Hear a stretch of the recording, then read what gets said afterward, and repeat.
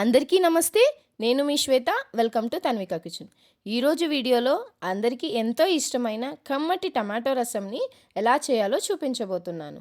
నోరు చేదుగా ఉన్నప్పుడు, కోల్డ్, కాఫ్ లాంటివి ఉన్నప్పుడు ఇలాంటి టైంలో కమ్మగా అనిపించి రసంని చేసి చూపించబోతున్నాను. చాలా అంటే చాలా బాగుంటుంది.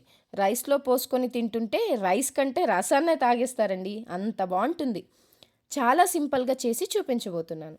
ఎలా చేయాలో చూద్దాం రండి. రసం కోసం ముందుగా ఒక గిన్నెలో నిమ్మకాయ సైజ్ అంత చింతపండుని వేసుకొని ఒకసారి కొద్దిగా ఇలా నీళ్లు వేసుకొని నానబెట్టండి.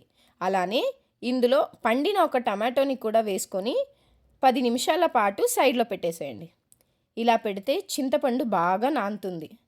ఈలోపు రసం పొడి కోసం ఒక మిక్సీ జార్లోకి 1 టీ స్పూన్ మిరియాలు, 1.5 టీ స్పూన్ జీలకర్ర వేసుకోండి. మిగతా ఇంగ్రీడియంట్స్ కంటే జీలకర్ర కొద్దిగా ఎక్కువ వేసుకోవాలి, అప్పుడు రసం టేస్ట్ చాలా బాగుంటుంది. 1 టీ స్పూన్ ధనియాలు, చిటికెడు మెంతులు వేసుకోండి.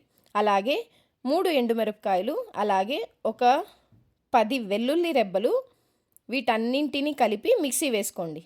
మీకు కావాలంటే రోట్లో కూడా దంచుకుంటే టేస్ట్ ఇంకా చాలా బాగుంటుంది. చూడండి, ఇలా ఉంటుంది.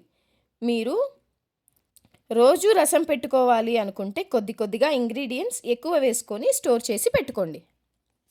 మీకు ఎప్పుడు కావాలంటే అప్పుడు 2 టేబుల్ స్పూన్ ఆయిల్లో వేసి వేయించేసి రసం పెట్టేసుకోవచ్చు.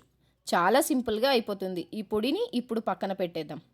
ముందుగా నానబెట్టిన చింతపండుని మళ్ళీ టమాటోని కలిపి మెత్తగా అయ్యేంత వరకు చేత్తో గట్టిగా ఇలా బాగా నలుపుకొని పక్కన పెట్టేయండి. చూడండి, ఇలా గుజ్జులా ఉంటుంది. ఇప్పుడు స్టవ్ పైన ఒక గిన్నె పెట్టుకొని 2 టేబుల్ స్పూన్ ఆయిల్ వేసుకొని వేడయ్యాక 2 ఎండుమిర్చి తుంచి వేసుకుంటున్నాను. అలాగే గుప్పెడు పచ్చికరివేపాకు కూడా వేసుకొని దీంట్లోనే ముందుగా మిక్సీ పట్టుకొని పక్కన పెట్టుకున్న ఈ రసం పొడి మొత్తం వేసుకొని లో ఫ్లేమ్లో పెట్టుకొని నిమిషం పాటు వేయించండి. త్వరగా వేగిపోతుంది, మీకు ఎక్కువ టైం పట్టదు వేగడానికి. ఇలా వేగించేటప్పుడు ఇందులో 1/2 టీ స్పూన్ పసుపు వేసి వేయించుకోండి.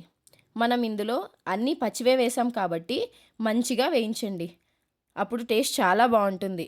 మాడిపోకుండా వేయించుకోండి. పొడి కొద్దిగా మాడినా టేస్ట్ పాడైపోతుంది.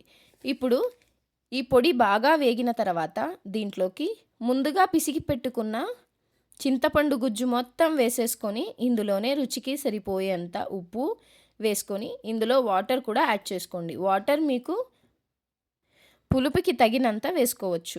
ఇలా టేస్ట్ చూసి పసుపు, ఉప్పు, కారం తక్కువ అనిపిస్తే వేసుకొని మంచిగా మరిగించండి. నేను 2 గ్లాస్ వాటర్ వేసుకుంటున్నాను, మీరు చూసి వేసుకోండి. ఎక్కువ మరిగించకండి, ఒక పొంగు వస్తే చాలు. మరిగాక ఇలా పైన కొత్తిమీరతో గార్నిష్ చేసుకుంటే అయిపోతుంది. మరి ట్రై చేసి టేస్ట్ చేశాక మీ ఫీడ్బ్యాక్ని కామెంట్స్ రూపంలో మాకు తెలియజేయండి. మీ ఫ్రెండ్స్కి, ఫ్యామిలీస్కి షేర్ చేయండి.